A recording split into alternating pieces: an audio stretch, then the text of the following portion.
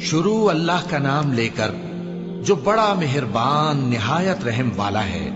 ہم نے نوح کو ان کی قوم کی طرف بھیجا کہ پیشتر اس کے کہ ان پر درد دینے والا عذاب واقع ہو اپنی قوم کو خبردار کر دو۔ انہوں نے کہا کہ بھائیو، میں تم کو کھلے طور پر خبردار کرتا ہوں کہ اللہ کی عبادت کرو اور اس سے ڈرو اور میرا کہا مانو، وہ تمہارے گناہ بخش دے گا اور موت کے وقت مقرر تک تم کو مہلت عطا کرے گا۔ جب اللہ کا مقرر کیا ہوا وقت آ جاتا ہے تو تاخیر نہیں کی جاتی، کاش تم جانتے ہوتے۔ جب لوگوں نے نہ مانا تو نوح نے اللہ سے عرض کی کہ پروردگار، میں اپنی قوم کو رات دن بلاتا رہا لیکن میرے بلانے سے وہ اور زیادہ گریز کرتے رہے۔ جب میں نے ان کو بلایا کہ توبہ کریں اور تو ان کو معاف فرمائے تو انہوں نے اپنے کانوں میں انگلیاں دے لی اور اپنے اوپر کپڑے اوڑھ لیے اور اڑ گئے اور خوب تکبر کرنے لگے۔ پھر میں ان کو بلند آواز سے بھی بلاتا رہا، پھر علانیہ بھی اور رازداری سے بھی سمجھاتا رہا۔ پھر میں نے کہا کہ اپنے پروردگار سے معافی مانگو کہ وہ بڑا معاف کرنے والا ہے۔ وہ تم پر آسمان سے موسلا دھار میں برسائے گا اور تمہارے مال اور بیٹوں میں اضافہ کرے گا اور تمہیں باغ عطا کرے گا اور ان میں تمہارے لیے نہریں بہا دے گا۔ تم کو کیا ہوا ہے کہ تم اللہ کی عظمت کا اعتقاد نہیں رکھتے، حالانکہ اس نے تم کو طرح طرح کی حالتوں میں پیدا کیا ہے؟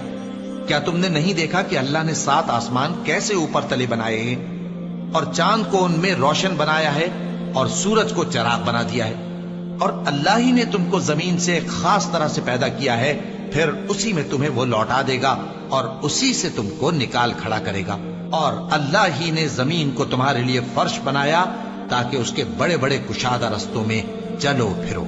آخر میں نوح نے عرض کی کہ میرے پروردگار، یہ لوگ میرے کہنے پر نہیں چلے اور ایسوں کے تابع ہوئے ہیں جن کو ان کے مال اور اولاد نے نقصان کے سوا کچھ فائدہ نہ دیا، اور وہ بڑی بڑی چالیں چلے اور کہنے لگے کہ اپنے معبودوں کو ہرگز نہ چھوڑنا، اور ود اور سوا اور یغوث اور یعوق اور نصر کو کبھی نہ چھوڑنا۔ اور اے پروردگار، انہوں نے بہت لوگوں کو گمراہ کر دیا ہے اور تو ان ظالموں کو اور زیادہ گمراہ کر دے۔ آخر وہ اپنے گناہوں کے سبب پہلے غرقاب کر دیے گئے، پھر آگ میں ڈال دیے گئے، تو انہوں نے اللہ کے سوا کسی کو اپنا مددگار نہ پایا۔ اور پھر نوح نے یہ دعا کی کہ میرے پروردگار، ان کافروں میں سے کسی کو زمین پر بستہ نہ رہنے دے، اگر تو ان کو رہنے دے گا تو یہ تیرے بندوں کو گمراہ کریں گے، اور ان سے جو اولاد ہوگی وہ بھی بدکار اور ناشکری ہوگی۔ اے میرے پروردگار، مجھ کو اور میرے ماں باپ کو اور جو ایمان لا کر میرے گھر میں آئے اس کو اور تمام ایمان والے مردوں اور ایمان والی عورتوں کو معاف فرما، اور ظالم لوگوں کے لیے اور زیادہ تباہی بڑھا۔